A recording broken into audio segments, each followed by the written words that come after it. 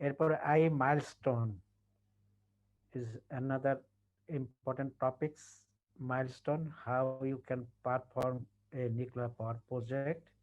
সেখানে আমরা milestone 1, 2, 3 phase এবং অনেকগুলো 19 ইস্যু ইম্পর্টেন্ট ইস্যু গুলো আমরা কিছুটা ডিসকাস করেছি, not in details but basic idea. কারণ এই ধরনের এই মাইলস্টোন ইস্যুটা যদি মোটামুটি ইম্পর্টেন্ট, কারণ তোমাকে যদি নিউক্লিয়ার পাওয়ার প্রজেক্টে ইন্টারভিউ দিতে চাও বা প্রজেক্ট ম্যানেজমেন্টের সাথে কখনো কথা বলতে যাও, তো এই মাইলস্টোন নিয়ে এখন কথা হবে, জিজ্ঞেস করবে বা জানো কিনা। সুতরাং এটা এরপরে আমরা কিছু আলাপ করেছিলাম বেসিক এনভায়রনমেন্টাল ইম্প্যাক্ট অ্যাসেসমেন্ট, তারপরে রিয়া ইম্প্যাক্ট অ্যাসেসমেন্ট, রেডিওঅ্যাক্টিভিটি বা accident, radiological accident impact assessment. এরপরে কিছুটা আমরা বেশ অনেকগুলো লেকচার কভার করেছিলাম ডিসপারশন মডেল। অর্থাৎ ডিসপারশন মডেলটা হলো যে নিউক্লিয়ার পাওয়ার প্ল্যান্ট চালু অবস্থায় অথবা অ্যাক্সিডেন্ট অবস্থায় কিছু রেডিও নিউক্লিয়ার ডিসচার্জ করতে হয় to the environment, to the air, but এটা কন্ট্রোল ওয়েতে করতে হবে। তো এই ডিসচার্জ করার পরে এনভায়রনমেন্টে রেডিওঅ্যাক্টিভিটি গিয়ে ডিসপার্স হওয়ার পরে সেখান থেকে আমরা কিরকম রেডিয়েশন ডোজ পাই সেটা নিয়ে কিছুটা আমরা ম্যাথমেটিক্যাল রিলেশন সিম্পল ওয়েতে দেখিয়েছিলাম। এটা দিয়ে you can calculate the radio dose বা ক্লিয়ারেন্স লেভেল। তারপরে কি আমরা তোমাদেরকে ওই যে হেলথ পেজিস কোর্সে কিছুটা কি বলে exam limit etc etc. By using this model you can calculate the radioactivity in air and certain location near the boundary, outside the boundary of nuclear power plant, and after that you can calculate the effective dose by using different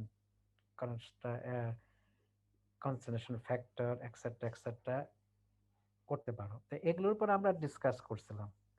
তো এখন যেহেতু তোমাদের এটার উপরে আমার city নিব, mid term নিব, আর 45 আর 15 নম্বরটা আমি মার্ক করব। তাই 15টা সাধারণত অন্য নর্মালে স্পট কুইজ এক্সেট্রা এক্সেট্রা নিতে হয়। সেক্ষেত্রে আমি তোমাদেরকে একটা অ্যাসাইনমেন্ট দিয়েছিলাম সম্ভবত তোমাদের 413-তে। কেউ কেউ অনেকে সাবমিট করেছিল, আবার কেউ কেউ বাকি আছে। 413 সম্ভবত একটা অ্যাসাইনমেন্ট দেওয়া আছে তোমাদের, সেটা তোমরা অনেকেই সাবমিট করেছো, বাট কয়েকজন বোধহয় 7-8 জন বাকি ছিল। এটা আগের সাদমানকে ইমেল করেছিলাম যে কিছু কিছু বাকি কাদের রোল নাম্বার পাই নাই, সেটা মনে নাই আমার, এখন এই মুহূর্তে চেক করতে হবে আর কি। তাহলে সেটা কাজ করতে পারো। রাশেক, যারা যারা জমা দিয়েছিল তুমি পুনরায় এটা কালেক্ট করে তুমি একটা গুগল লিংকে সবগুলো, যে আগে যেরকম একটা অ্যাসাইনমেন্ট 401-এ করছো এরকম করে আমাকে একটা গুগল লিংকটা পাঠিয়ে দিতে পারো। জি স্যার, আমি পাঠিয়ে দিব স্যার। তাই না? তাহলে ভালো হয়। তাহলে আবার অনেক অনেক ইমেল তো জমে আছে আমাদের, এক একটা ইমেলে তোমাদের প্রশ্ন খাতা অনেক ইমেল জমে আছে, সেখান থেকে আবার এক্সট্রাক্ট করা টাফ। সুতরাং তুমি সিম্পল অনেক করা আছে, অনেকে পাঠিয়েছে আমার ইমেলে, just nothing else, just recent, বা তুমি কালেক্ট করে একটা জাস্ট যদি তুমি গুগল লিংক দিয়ে দাও, সেটা আমি তাহলে 15 নম্বরটা কভার হয়ে যাবে।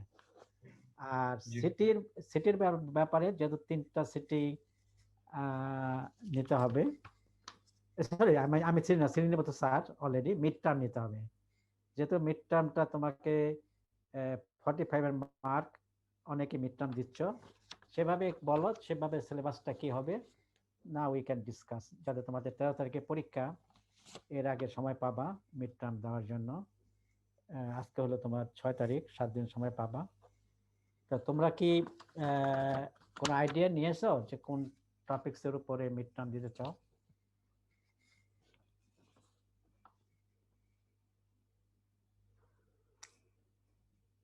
এই সাদমান আছো নাকি?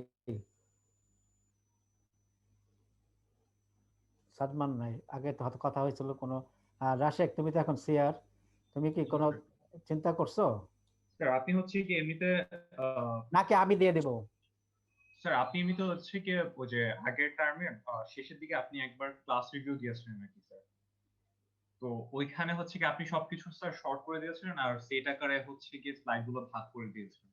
ওইখানে স্যার লেকচার 12 আর 13 হচ্ছে কি আপনি বাদ দিয়েছিলেন স্যার। ইচ্ছা করলে স্যার মিড টার্ম ওইখান থেকে নেওয়া যায় স্যার, লেকচার 12 বা 13 12 13 কি ছিল? একটু দেখে বলতে হবে। আমি দেখিনি, আমার তো মনে রিভিউ ক্লাসটা এখানে অনেক ফাইল জমে আছে, তো মনে তোমার কাছে আছে রিভিউ ক্লাসটা? জি স্যার স্যার জি স্যার আছে স্যার। তুমি কি শেয়ার করতে পারবা? জি স্যার আমি শেয়ার করতে পারবো। আমি তোমাকে পোস্ট করে দিই না? জি স্যার।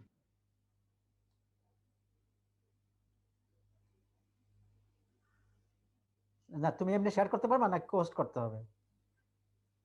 স্যার আমি ট্রাই করে দিই। দেখো নাহলে যে তোমার নামটা আচ্ছা, স্যার দেখা যাচ্ছে? হ্যাঁ হ্যাঁ হ্যাঁ। স্যার আপনি হচ্ছে কি মানে বলেছিলেন যে স্ক্রিনশট নিয়ে রাখতে আর কি, আপনি স্যার আমাদেরকে ইয়ে করতে দেননি, তো আমি স্ক্রিনশট নিয়ে রেখেছিলাম আর কি স্যার, আপনি যেগুলো বলেছিলেন আর কি। স্যার আপনি হচ্ছে কি ওই যে কম্পালসারি সেটে দিয়েছিলেন হচ্ছে কি লেকচার 1 থেকে 4 পর্যন্ত, সেট 2 তে দিয়েছিলেন হচ্ছে স্যার লেকচার 5 টু 7 আর কি, ওই স্লাইড 27 থেকে 70 পর্যন্ত একটা প্রবলেম ছিল সাথে। আচ্ছা বুঝতে পারছি আমি ইয়ে রাখো।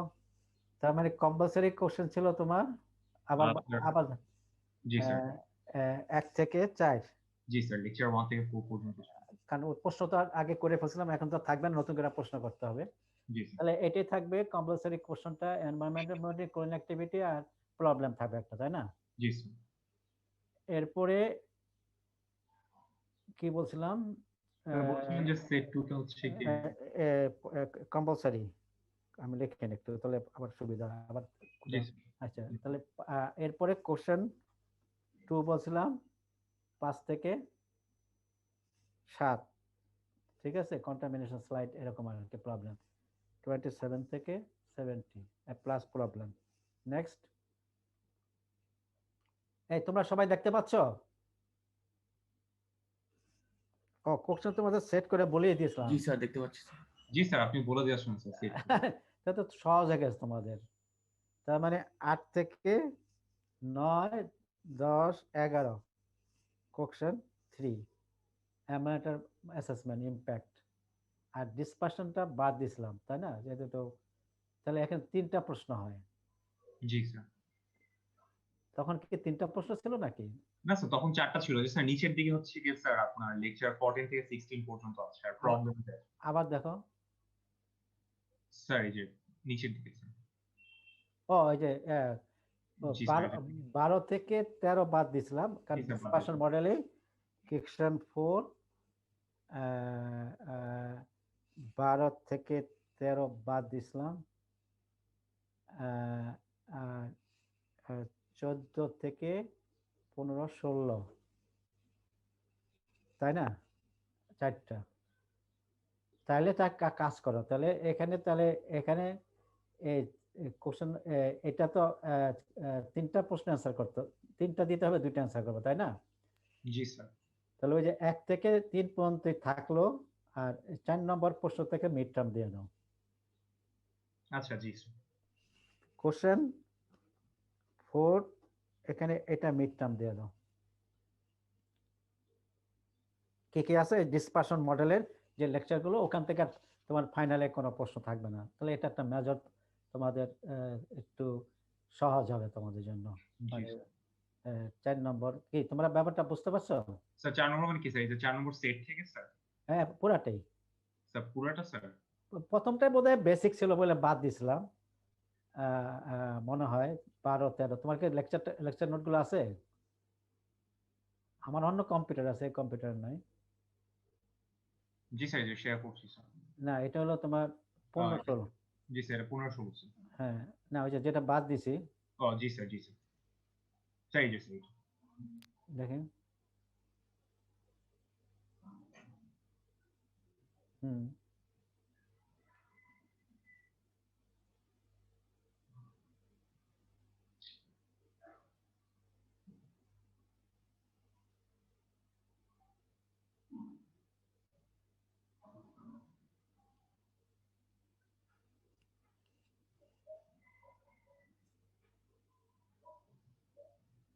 এটা জাস্ট বেসিক নলেজ মনে হয় যেটা কাজ। ওকে,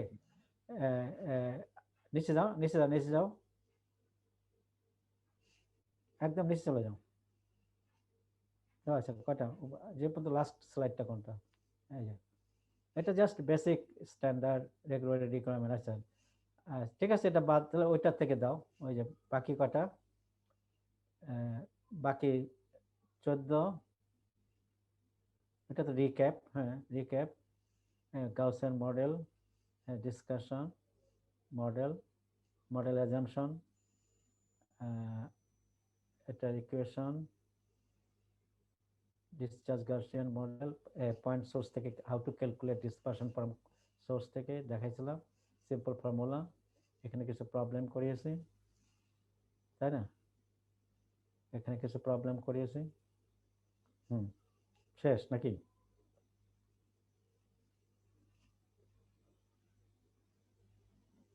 আচ্ছা, একটা ইকুয়েশন ডিসচার্জ হয়, রিলেটেড ডিকে হয়, একাধিক থাকে, then you can utilise this the correction pattern. And last one কোনটা? কন্টিনিউ, তাই না? রিক্যাপ, এটা বাদ দাও। স্যার আপনি কি স্যার একা নিতেন স্যার পুরো মিনিটটা স্যার? হ্যাঁ, স্যার আপনি কি স্যার পুরোটাই নিতেন স্যার 45 মার্কের? হ্যাঁ, হ্যাঁ, মিড টার্ম আমার পুরাটা। আর সিটি আজ স্যারের আমার পার্টে, স্যারের পার্টে আসবে না। ঠিক আছে, নেক্সট নেক্সট দেখা তো।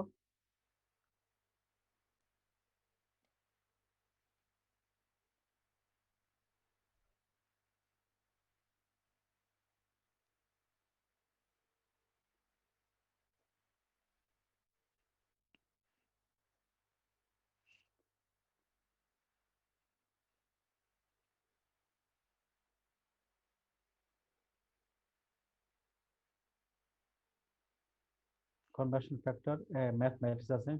হ্যাঁ, আচ্ছা ঠিক আছে, তাহলে ওই যে তোমাদের যে ওই যে এই দুইটা লাস্টের যেটা বাদ দিয়েছিলাম আগের স্লাইড, যে তোমাদের রিভিউ করেছিলাম, তাই না? রিভিউতে, রিভিউতে আসো, রিভিউ ক্লাসে আসো, স্লাইডটা আসো। হ্যাঁ, তাহলে এই যেখানে তোমার 12-13 বাদ, 14, লেকচার 14, লেকচার 15-16 প্রবলেম, একটা প্রবলেম থাকবে এখানে, 45 পরীক্ষা হবে। আর এটা পুরাটাই ফাইনালের জন্য বাদ যাবে। আচ্ছা, জি স্যার। ঠিক আছে, জি স্যার। তাহলে এখন তোমার তাহলে 1 থেকে 3, যেহেতু এখন 3টা প্রশ্ন, এখন 30 করে থাকবে সম্ভবত। দুইটা অ্যান্সার করতে হবে, একটা কম্পালসারি আর একটা এনি ওয়ান। এখন যার যেটা তোমাদের যে যেটা পড়ো, এক তো কম্পালসারি 1 থেকে 4 পর্যন্ত পড়বা, আর বাকিটা এখান থেকে।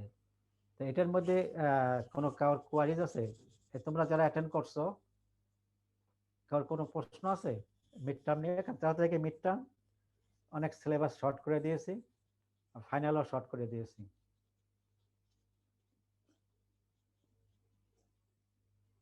বুঝতে পারছো? স্যার এই যে বড় বড় ডেরিভেশন গুলো, এগুলো তো স্যার দেখা লাগবে না স্যার? হ্যাঁ, স্যার এই যে একদম বড় বড় স্যার কয়েকটা কমপ্লেক্স যে ডেরিভেশন দেওয়া আছে, সেগুলো কি দেখা লাগবে স্যার? না, ডেরিভেশন বাদ দাও, ডেরিভেশন দেখাবো না। জি স্যার। আর ভাইবার প্রশ্ন তোমার এই যে 1 থেকে 3-এর মধ্যেই ভাইবা হবে। ঠিক আছে, এই 3টা প্রশ্ন তোমাদের এই পর্যন্ত পড়তে হবে, 11 পর্যন্ত লেকচার, এর মধ্যে ভাইবা হবে। 4 থেকে কোনো ভাইবা বা ডিসকাশন থাকবে না, সুতরাং ভালো করে পড়ো, সেখানে কখনো স্যার লেকচার 1 থেকে 3 পর্যন্ত ভাইবা নাকি? ভাইবা কি 1 থেকে 3 হবে না? ভাইবা বললাম তো পুরা যে 3টা প্রশ্ন আছে সেখান থেকে ভাইবা হবে। তুমি ভাই পরীক্ষার জন্য 3টা প্রশ্ন পড়তে হবে না নাকি? 2টা প্রশ্ন পড়তে, এখন কোন 2টা পড়বা সেটা তোমার ব্যাপার, কিন্তু প্রশ্ন হবে 1 থেকে লেকচার 1 থেকে 11-র মধ্যে। ফার্স্ট সেকেন্ড টাইমে যেরকম ভাইবা দিয়েছো, যেখানে প্রশ্ন আসে সেরকমই ছোটখাটো প্রশ্ন হবে, এখান থেকে ভাইবা হবে। মানে 14, 15, 16 লেকচার থেকে ভাইবা হবে না। আর তোমাকে ফাইনাল পরীক্ষার জন্য তো তোমাকে 11 পর্যন্ত পড়তেই হবে।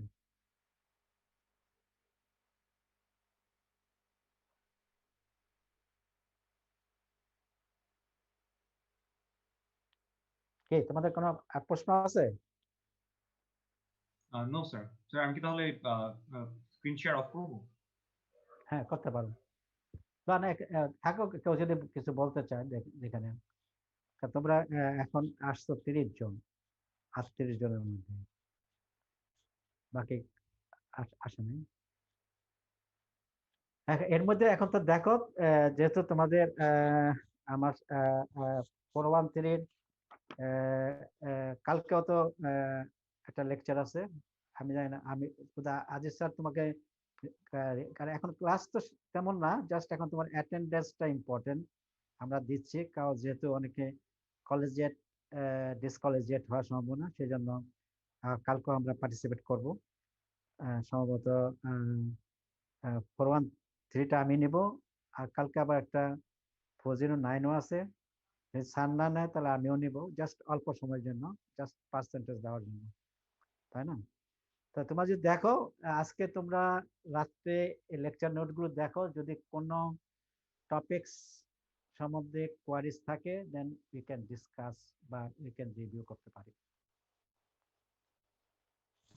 ঠিক আছে নাকি? কারণ কালকের লেকচারটা তো আছে, কারণ 3 সপ্তাহের লেকচারগুলোতে টিচারদেরকে ইনস্ট্রাকশন দেওয়া আছে, অ্যাটেন্ড প্রোগ্রাম দিয়ে করার কথা, কারণ তোমাদের অ্যাটেন্ডেন্স শিটটা দেওয়ার জন্য। কারণ অনেকেই হয়তো প্রথম দিকে কম অ্যাটেন্ড করেছো বা করো নাই, এই লেকচারগুলো দিয়ে তোমরা যেমন গত কোর্সে টার্মে ডিসকলেজিয়েট হয়েছে অনেকেই, 4-5 জন করে, 3-4 জন করে ডিসকলেজিয়েট একটা কোর্সে।